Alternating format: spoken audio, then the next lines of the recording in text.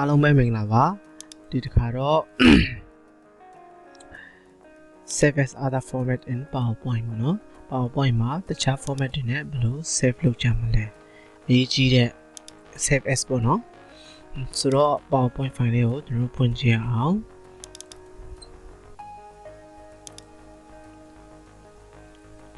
ဟုတ်ပြီကျွန်တော် file ထဲကနေ save as ဒီထဲကိုကျွန်တော်ထားလိုက်မယ်ပြီးရင်အမှအပေါ်ဆုံးမှာကျွန်တော်တို့ PPTX ဆိုတာ PowerPoint ရဲ့ extension ပေါ့နော်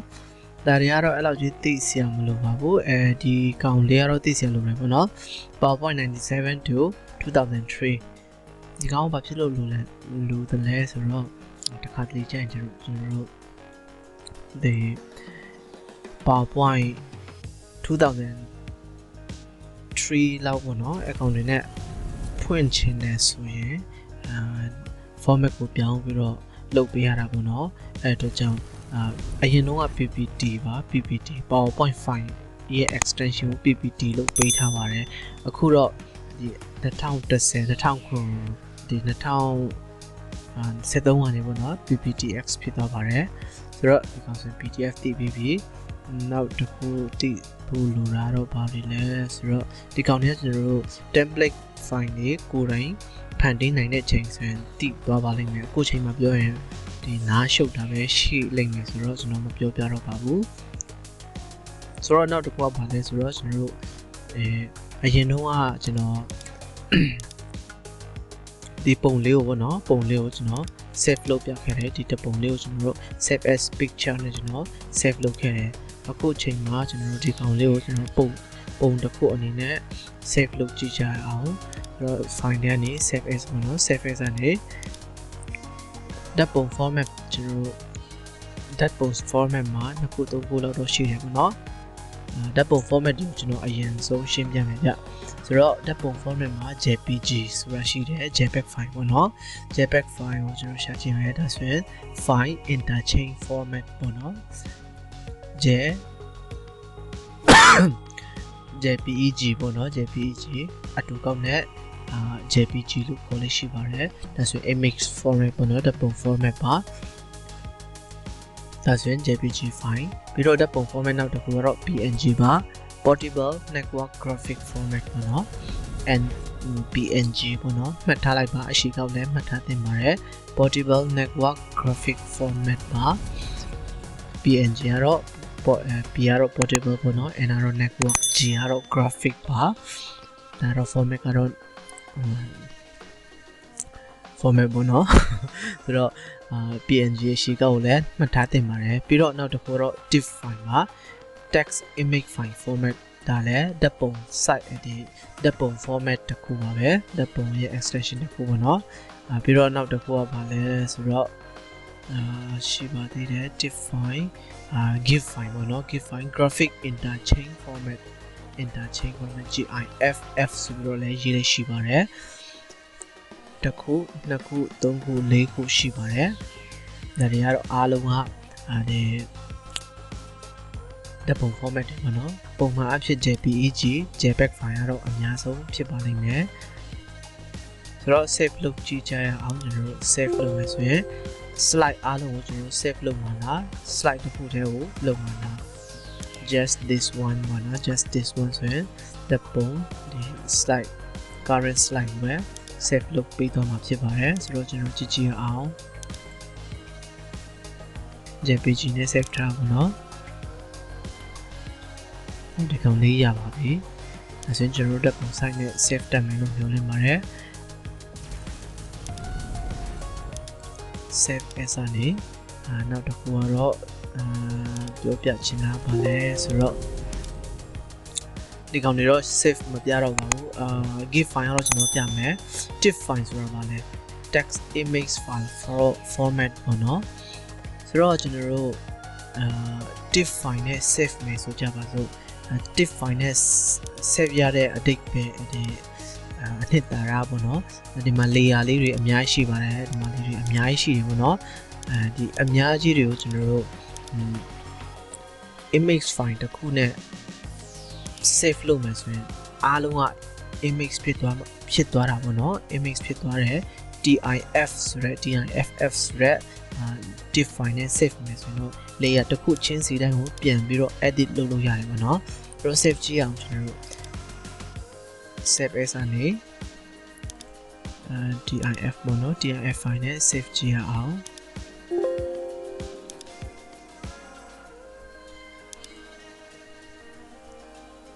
ဆိုရင် div file ပေါ့နော် div file ကိုကြည့်လိုက်မယ်ဆိုရင်ဖွင့်ကြည့်ရအောင်ဆိုရင်အရင်တုန်းကကျွန်တော်တို့ Windows Photo Viewer ပေါ့နော် Windows 7 ရဲ့ Photo Viewer နဲ့တက်လာပါတယ်သူကဒီကောင်လေးဆိုရင်ဒီ Windows 10 ရဲ့ Photo Viewer ပေါ့နော် Photo Viewer Windows 7 ရဲ့ Photo Viewer နဲ့လည်းကြည့်လို့ရတယ်ပေါ့နော်အမှ div file လေးဆိုရင် Windows 7 ရဲ့ Photo Viewer နဲ့တက်လာပါတယ်ဆိုတော့ဒီကောင်လေးကိုကျွန်တော်တို့ PowerPoint file အနေနဲ့ဖွင့်ကြည့်မယ်ဆိုရင်ဘယ်လိုပုံမလဲပေါ့နော်open with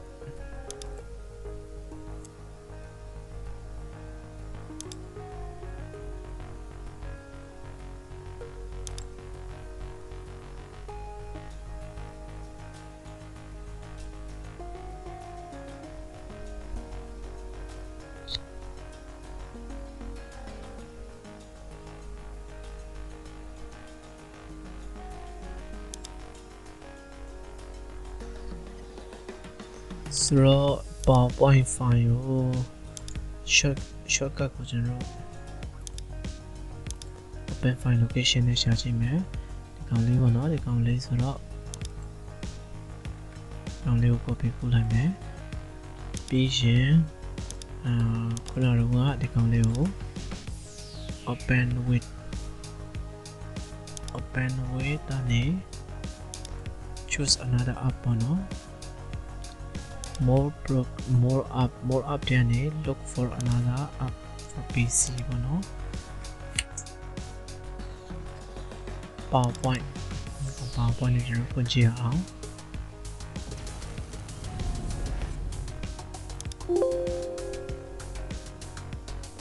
cannot open နဲ့ဖွင့်လို့မရဘူးဗျဆိုတော့ကျွန်တော်တို့ဒီကောင်ကို Photoshop နဲ့ဖွင့်ကြည့်ရအောင်ဘယ်လိုနေမလဲပေါ့နော်div file နဲ့တော့ save ထားတဲ့ layer တွေပေါ်လာမလားဆိုတော့သိချင်လို့ပါပုံမှန်ဆိုရင်တော့ကျွန်တော်တို့ Photoshop ကနေ div file အနေနဲ့ကျွန်တော်တို့ save လုပ်မယ်ဆိုရင်ဘယ်လိုဖြစ်လာသလဲဆိုတော့ layer တွေအားလုံးကို Photoshop file အတိုင်းပဲတွေ့ရတယ်ပေါ့နော်အရန်ကိုဒီအသုံးဝင်တဲ့ဒီ div file ကကျွန်တော် Photoshop နဲ့ design ဆွဲထားတဲ့ဟာတွေ layer ပေါင်းမြောက်များစွာတွေလည်းကျွန်တော်တို့ div file နဲ့လုပ်ပြီးတော့ဒီ Photoshop တဲ့ကိုပြန်ထားမယ်ဆိုရင်ကျွန်တော်layer တွေအကုန်လုံးကို Photoshop file အတိုင်းပဲတွေ့ရတယ်ပေါ့နော်ဒီထက်မှကျွန်တော်တို့ဖွင့်ကြည့်ရအောင်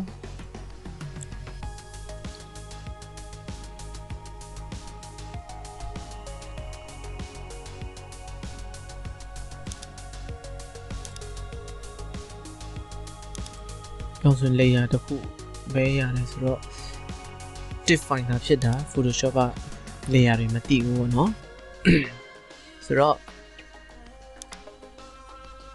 PowerPoint ထဲကိုကျွန်တော်တို့ပြန်ထားကြည့်မယ်ဆိုရင် insert ထဲကနေ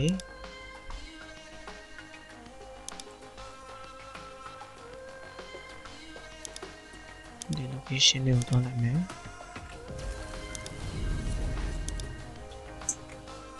ဒီ location ပေါ့နော်ဆိုတော့ div file လေးကိုကျွန်တော်တို့ insert လုပ်ကြည့်ရအောင်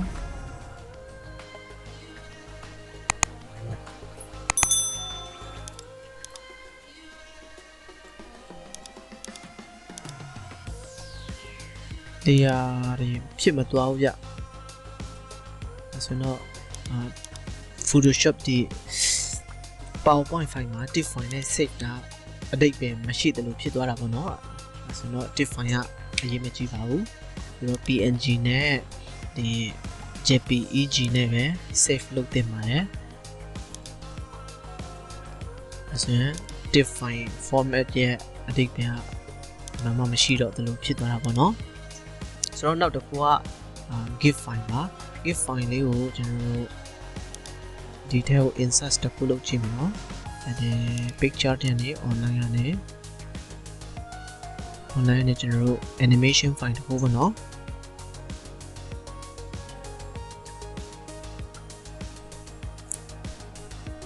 ဒီ animation file တွေကိုဒီ PowerPoint ထဲမှာထည့်အောင်ကျွန်တော်မပြောပြခဲ့သေးဘူးပေါ့နော်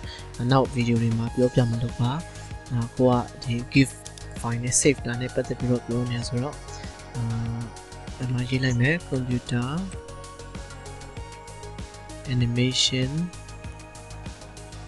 GIF ဆိုတော့ရှာကြည့်လိုက်မယ်အမှာ creative commons only ကိုကျွန်တော်အမှကြည့်ဖြုတ်လိုက်မယ်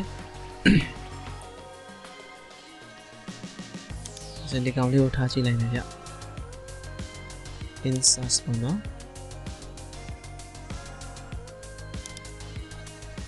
new slide တစ်ခုယူကြည့်မယ်ဒီညမှာ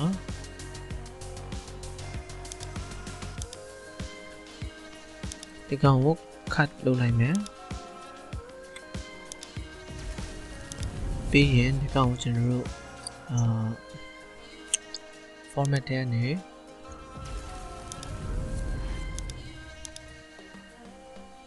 format ထဲနေ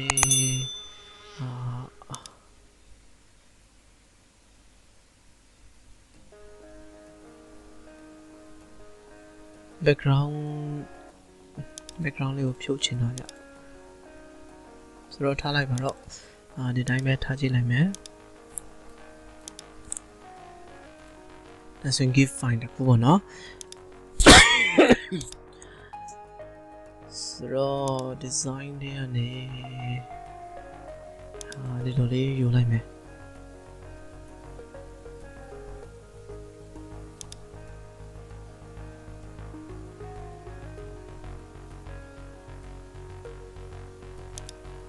ဒီကောင်လေးကိုကျွန်တော်တို့ save လုပ်ကြည့်မယ်ဗျ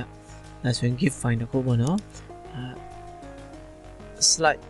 လုပ်ကြည့်မယ် slide show လုပ်ကြည့်မယ်ဆိုရင်ဒီလိုလေးပေါ်လာပေါ့နော် animation အဲ့လိုလေးပေါ်ပါတယ်ဆိုတော့ကျွန်တော်တို့ save လုပ်ကြည့်အောင်ဒီကောင်လေးကို save as show အနေ save as အနေ GIF file ပေါ့နော် GIF file အနေနဲ့ save လုပ်ကြည့်အောင် just this one ပေါ့နော် just this one အနေ save လုပ်မယ်ပြီးရင်ဒီကောင်ကိုကြည့်ကြည့်အောင်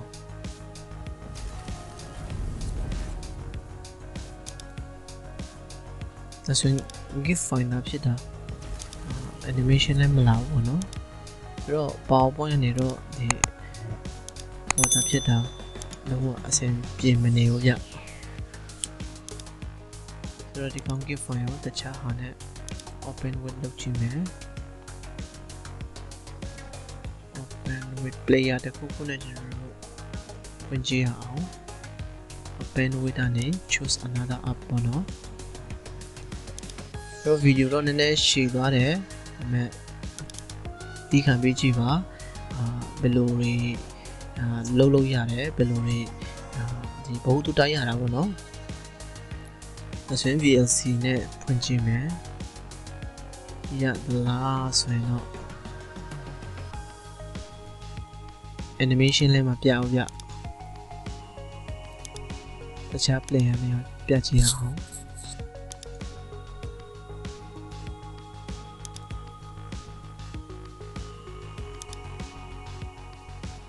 ဒီ player နဲ့ပြကြည့်အောင်နှစ်ခုဖွင့်ထားတယ်ပေါ့နော်ခုနကတော့တစ်ခုဖွင့်ထားတယ်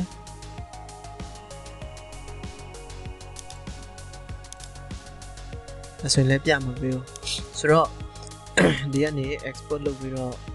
ဒီ save as နဲ့ GIF file အနေနဲ့သုံးဖို့ပေါ့နော်သုံးဝင်မနေဘူးရ